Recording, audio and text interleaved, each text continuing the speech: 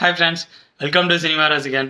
நம்ம இன்னைக்கு மூவி ரிவ்யூவில் பார்க்க போகிறது லேட்டஸ்ட்டாக நெட்ஃப்ளிக்ஸில் தமிழ் டப்பிங்கில் ரிலீஸ் ஆயிருக்க சீரீஸோட name Avatar the last airbender. இது ஒரு ஃபேண்டசி ஆக்ஷன் சீரீஸ். இந்த சீரீஸ் 2005லேருந்து 2008 வரைக்கும் வேர்ல்டு லெவலில் ஃபேமஸான அனிமேஷன் சீரீஸோட அஃபிஷியல் ரீமேக். இதே நேமில் ஆல்ரெடி 2010 கூட ஒரு லைவ் ஆக்ஷன் மூவியாக ரிலீஸ் ஆனிச்சு. அதோட பேரும் அவதார் த லாஸ்ட் ஏர்பெண்டர் தான். அதுக்கப்புறம் இப்போ லேட்டஸ்ட்டாக அது ஒரு டெலிவிஷன் சீரீஸாக நெட்ஃப்ளிக்ஸில் தமிழ் டப்பிங்கில் ரிலீஸ் பண்ணியிருக்காங்க. இந்த சீரீஸோட ஸ்டோரி அண்ட் ரிவ்யூ பார்க்குறதுக்கு முன்னாடி சினிமா ரசிகன் சேனலுக்கு இப்போ தான் ஃபஸ்ட் டைம் வந்திருக்கீங்கன்னா இந்த வீடியோ ஃபுல்லாக பாருங்கள். அது மட்டும் இல்லாமல் என்னோட பிளேலிஸ்ட்டில் போனீங்கன்னா மூவி ரிவ்யூஸ் இல்லாமல் வெரைட்டி ஆஃப் கண்டென்ட்டில் வீடியோஸ் போட்டுட்ருக்கேன். ஒரு பார்வை, old is gold, suggested movies, short reviews, இந்தமாரி வெரைட்டி ஆஃப் கண்டென்ட்டில் வீடியோஸ் போட்டுட்ருக்கேன். அதெல்லாம் பாருங்கள். பிடிச்சிருந்தால் லைக் பண்ணுங்கள், கமெண்ட் பண்ணுங்கள். அப்படியே சினிமா ரசிகன் சேனலை சப்ஸ்கிரைப் பண்ணுங்கள். கூடவே பக்கத்தில் இருக்க பெல் ஐக்கானையும் தட்டி விடுங்க. அப்போ தான் நான் போடுற வீடியோஸ் உடனுக்குடன் வந்து சேரும். அது மட்டும் இல்லாமல் உங்களோட சின்ன ஹெல்ப்பாக இந்த வீடியோஸ் எல்லாம் உங்களோட ஃப்ரெண்ட்ஸ், ஃபேமிலி மெம்பர்ஸ்க்கெலாம் ஷேர் பண்ணுங்கள். உங்களோட சின்ன ஷேரும் எனக்கு ரொம்ப சப்போர்ட்டாக இருக்கும். வாங்க இந்த சீரீஸோட ஸ்டோரி என்னன்னு பார்ப்போம். இந்த சீரீஸில் மொத்தம் 8 எபிசோட்ஸ், 8 hours ஓடக்கூடிய சீரீஸ். இந்த சீரீஸோட ஸ்டோரி என்னன்னா, இந்த சீரீஸ் ஒரு இமேஜினேஷன் வேர்ல்டில் நடக்கிற மாதிரி காட்டுவாங்க. அந்த வேர்ல்டில் பஞ்சபூதங்களான நீர், நிலம், நெருப்பு, வாயு, இந்த பஞ்சபூதங்களையும் கண்ட்ரோல் பண்ணக்கூடிய மக்கள் அங்கே இருக்காங்க. நீரை கண்ட்ரோல் பண்ணக்கூடியவங்க தனியாக ஒரு தேசத்தில் இருக்காங்க. நெருப்பை கண்ட்ரோல் பண்ணக்கூடிய மக்கள் அவங்க ஒரு தனி தேசத்தில் இருக்காங்க. இதேமாரி தான் வாயு, இதேமாரி தான் நிலம். தனித்தனியாக அந்தந்த பஞ்சபூதங்களை கண்ட்ரோல் பண்ணக்கூடிய பவர்ஸோட அந்தந்த மக்கள் இருக்காங்க. இந்த 4 பஞ்சபூதங்களையும் கண்ட்ரோல் பண்ணக்கூடிய பவர் அவதார் கிட்ட இருக்கு. அவதார் கிட்டத்தட்ட அந்த உலகத்தோட காட் மாதிரி. ஒவ்வொரு தேசத்திலேருந்து ஒரு அவதார் ஒரு ஜென்ரேஷனில் வந்துட்டு இருப்பாங்க. இப்போ நடக்கிற ஸ்டோரியில் அவதாரோட பவர் அந்த ஜென்ரேஷனில் வாயு தேசத்தை சேர்ந்தவங்களுக்கு கிடைக்க வேண்டியதாக இருக்குது. காற்று தேசத்தை சேர்ந்தவங்களுக்கு கிடைக்கிற மாதிரி இருக்குது. அந்த அவதார் யாருங்கிறத வாயு தேசத்தை சேர்ந்தவங்க இன்னும் வெளியில் சொல்லாமே இருப்பாங்க.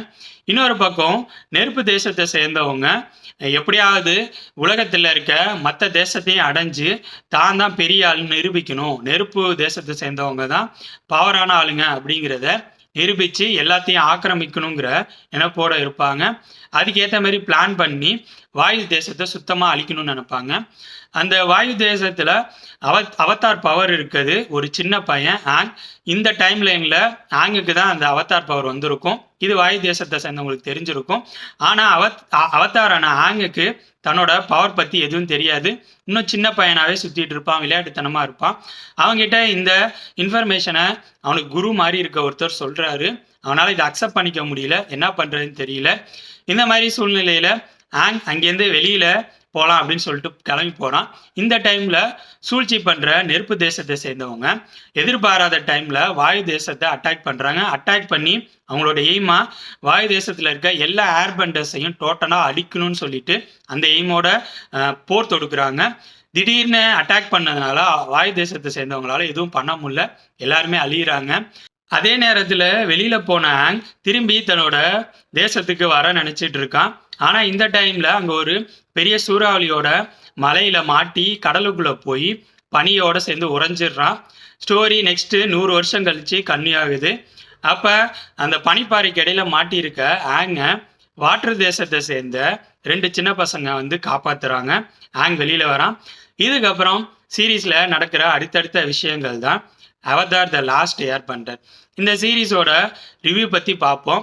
ஆனால் நான் ஒன்று சொல்லிக்கிறேன், என்னன்னா அனிமேட்டட் சீரீஸை நான் ஆல்ரெடி பார்த்த மாதிரி ஞாபகம் இருக்குது, ஆனால் ஃபுல்லாக பார்த்த மாதிரி ஞாபகம் இல்லை.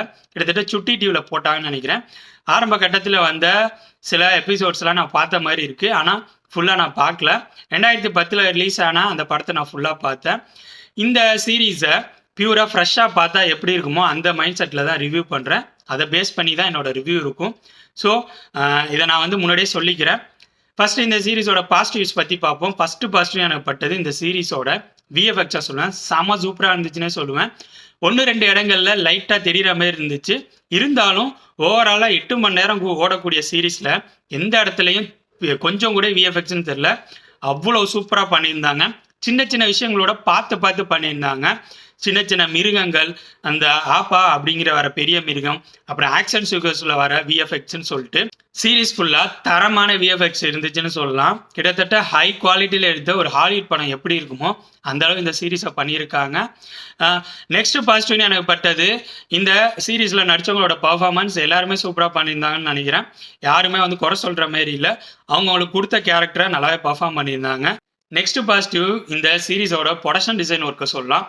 அதுவும் சூப்பராகவே இருந்துச்சு. விஎஃப்எக்ஸ் ப்ளஸ் ப்ரொடக்ஷன் ஒர்க் ரெண்டுமே பர்ஃபெக்டாக இருந்ததுனால எந்த இடத்துல செட்டு, எந்த இடத்துல கிராஃபிக்ஸ் அப்படிங்கிறது சுத்தமாக தெரில.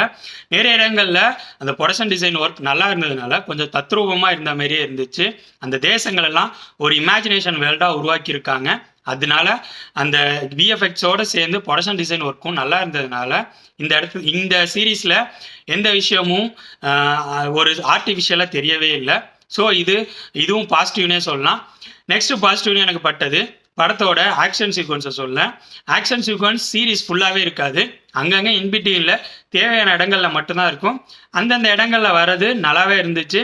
அந்த இடத்துல ஆக்ஷன் சீக்வன்ஸும் சூப்பராகவே டிசைன் பண்ணியிருந்தாங்க. ஆக்ஷன் சீக்வன்ஸ் நல்லா வர்றதுக்கு டெக்னிக்கல் விஷயங்களான ஒளிப்பதிவு, எடிட்டிங், பேக்ரவுண்ட் மியூசிக், இந்த 3 விஷயங்களும் சப்போர்ட்டாக இருந்துச்சுன்னே சொல்லலாம். ஆக்ஷன் சீக்வன்ஸ் இல்லாமல் சீரீஸ் ஃபுல்லாகவே இந்த 3 விஷயங்களும் நல்லாவே இருந்துச்சு. நெக்ஸ்ட்டு இந்த எபிசோடோட பாசிட்டிவ் ப்ளஸ் நெகட்டிவ் கேட்டகரியில் இந்த சீரீஸோட ஸ்க்ரீன் பிளேயை சொல்லலாம். இந்த சீரீஸோட ஒரு எபிசோடும் ஒரு மாதிரி போகும். சில எபிசோட்ஸ் கொஞ்சம் சுவாரஸ்யமாக போகும், சில எபிசோட்ஸ் ரொம்ப ஸ்மாராக போகிற மாதிரி எனக்கு ஃபீல் ஆனிச்சு. ஓவராலாக இந்த எபிசோட்ஸில் தான் கொஞ்சம் ஃப்ளக்சுவேஷன் இருக்கும், சில இடங்களில் ரொம்ப டெட் ஸ்லோவாக போகிற மாதிரி இருந்துச்சு எனக்கு. So screen play positive plus negative கேட்டகரியில் சொல்லலாம். ஓவராலாக சொல்லணும்னா இந்த சீரீஸ் தமிழ் டப்பிங்கில் நெட்ஃப்ளிக்ஸில் ரிலீஸ் ஆகிருக்கு. எனக்கு தெரிஞ்சு சின்ன பசங்கள்லாம் கண்டிப்பாக பார்க்கலாம். ஏன்னா இந்த சீரீஸ் கொஞ்சம் நல்லாவே போச்சு, தமிழ் டப்பிங் நல்லா இருந்துச்சு. சின்ன பிள்ளைங்களுக்கு பிடிக்கிற மாரி நிறைய விஷயங்கள் இந்த சீரீஸில் வச்சுருக்காங்க. மற்றபடி பெரியவங்கள்லாம் ஃபேண்டசி ட்ராமாஸ் விரும்பி பார்க்குறவங்க இந்த சீரீஸை பார்க்கலாங்கிறது என்னோட ஒப்பீனியன். ஓகே ஃப்ரெண்ட்ஸ், இந்த வீடியோ உங்களுக்கு பிடிச்சிருக்குன்னு நினைக்கிறேன். தேங்க்ஸ் ஃபார் வாட்சிங். இந்த வீடியோ பிடிச்சிருந்தா லைக் பண்ணுங்கள், கமெண்ட் பண்ணுங்கள், ஷேர் பண்ணுங்கள்.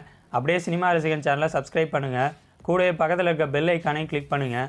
அப்போ தான் நம்ம போடுற வீடியோஸ் உடனுக்குடன் உங்களுக்கு வந்து சேரும். தேங்க்யூ.